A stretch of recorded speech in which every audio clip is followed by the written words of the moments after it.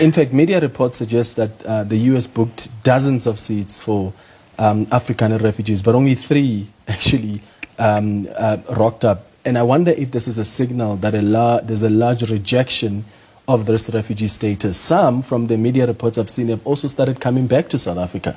No, indeed. I mean, there are media reports, especially in the Afrikaans media, of some of the first group of refugees who went to the US and actually feel quite disillusioned. It's not as easy there as here in South Africa, especially if they run into medical difficulties and do not have health insurance in the US. That is an absolute nightmare. Not that our system is perfect, but there are places where it can be even harsher.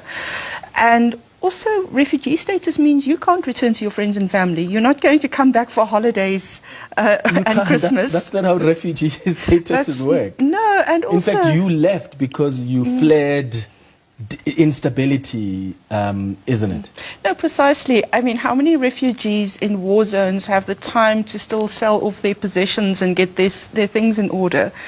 And that is also part of what we are trying to debunk. What does it mean to be a refugee? In our case, or in South Africans' case, all South Africans face concerns and challenges.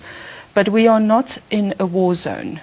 We are most definitely not fleeing for our lives in the same way that people in Gaza and Sudan are fleeing for their lives. How do you think Trump's project plays into this narrative about white identity being under an existential threat?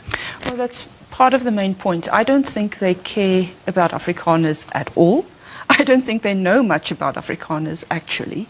And what they are doing is to peddle this narrative of look what happens to whites when they become a minority, forgetting that Afrikaners have always been a minority in this country. But they are fear-mongering that the US might not be majority white by 2050. There's fear-mongering in Europe that migration and multiculturalism means that, again, the local populations will lose their majority status. And hence then they point to, in inverted commas, the hardships of this particular white minority. Minority status has always been the case. So it's being taken out of context in order to drive right-wing propaganda. And again, that is why we penned this open letter, because it doesn't reflect our values. Yeah.